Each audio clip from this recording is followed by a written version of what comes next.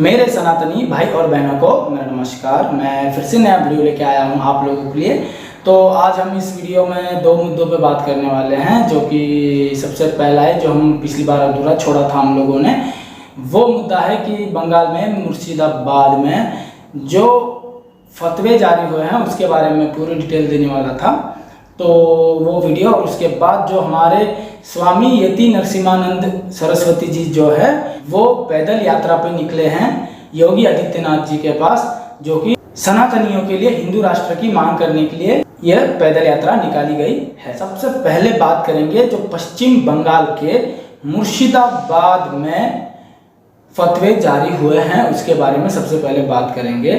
यह मामला पश्चिम बंगाल के मुर्शिदाबाद के अद्वैता नगर में हुआ है। कैरम खेलने पे, वीडियोस देखने पे फतवे जारी हो रहे हैं। फतवों की लिस्ट आप मेरे स्क्रीन पे देख सकते हो। चलो अब हम इन फतवों की लिस्ट को पढ़ते हैं और समझने की कोशिश करते हैं। टीवी देखने के लिए 1000 रुपये जुर्माना और जो इस बात को बताएगा उसको 200 रुपये इनाम। तो बताने वाले को 200 रुपये इनाम और देखने वाले को 1000 रुपये जुर्माना। मोबाइल चलाने वाले को भी इसी तरह से है, कंप्यूटर चलाने वाले को भी इसी तरह से है, गाने सुनने वालों को, वीडियो देखने वालों को तक इसी तरह से माफी मांगने की सजा और कुछ 1000-2000 रुपये जुर्माना। ऐसे फतवों की लिस्ट जारी हुई है जिसमें काफी सारे फतवों के बारे में बताया गया है, जिसमें कैरम खेलने को तक जुर्माना लगा दिया गया है। इसमें लॉटरी खेलना, लॉटरी खिलाना, जुआ खेलना, जुआ खिलाना, ऐसे और भी कई नाम है, सारे नाम नहीं गिनाएंगे। अब इसमें साफ साफ देख सकते हैं कि शराब, जुआ, लॉटरी के आड़ में यह लोग लोगों को सामान्य ज्ञान से दूर रखना चाहते हैं कि इनके जो भी जिहादी मुद्दे हैं उनको पूरा कर सके। क्योंकि अगर समाज जागरूक हो जाता है, उन्हें हर चीजें पता चलने लगती है, वो अपने चॉइस के अनुसार चीजें देखने लगते हैं, तो इन लोगों को डर लगता है कि कहीं ये लोग जागरूक होकर हमारा जो बनाया हुआ इस्लामी मौत का कुआं है उस कुएं में नहीं कूदेंगे। तो इसीलिए यह लोग इन लोगों को सामान्य ज्ञान से दूर रखना चाहते हैं, ताकि जो ये लोग उनके कान में भरे, जो वो लोग इनको बताएं, वही इनके लिए सच हो और बाकी की दुनिया इन लोगों को पता ही ना हो, जैसे इससे पहले होता आया है। अभी ये सोशल मीडिया का दौर चल रहा है। इस सोशल मीडिया के दौर में हर कोई अपनी चॉइस के अनुसार देखता है, हर कोई अपनी चॉइस के अनुसार रिएक्ट भी करता है।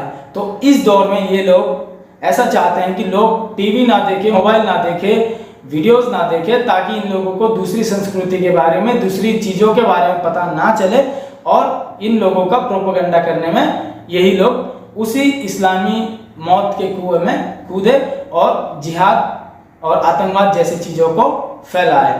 वरना ये आतंकवाद और जिहाद कहाँ से आएगा जब लोगों को पता चलेगा कि जैसे ये लोग बताते हैं कि भारत में माइनॉरिटीज को कितना तंग किया जाता है, कितना परेशान किया जाता है, जबकि सारी चीजें ये लोग खुद ही अपने आंखों से देख लेंगे कि भारत में किस तरह से मुस्लिम लोगों को तंग किया जाता है या फिर मुस्लिम लोगों द्वारा हिंदुओं को तंग किया जाता है। तो ये सारी चीजें इन लोगों के सामने आ जाएंगी और यही लोग कहीं जागरूक ना हो जाए, इसीलिए यह लोग लोगों को इस तरह की फतवे जारी करके अपने प्रोपेगेंडा के तहत काम करवाना चाहते हैं।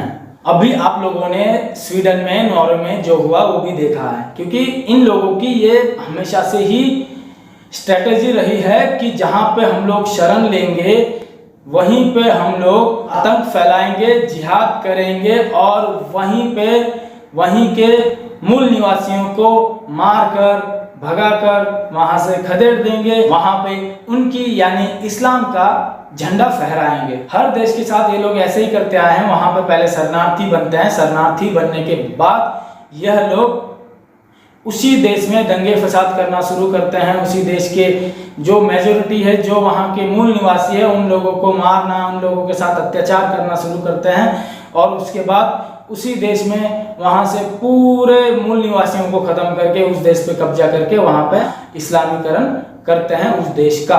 तो इनकी ये पहले से ही स्ट्रेटेजी रही है। आज तक इतने सारे देश उनके अधीन हो चुके हैं।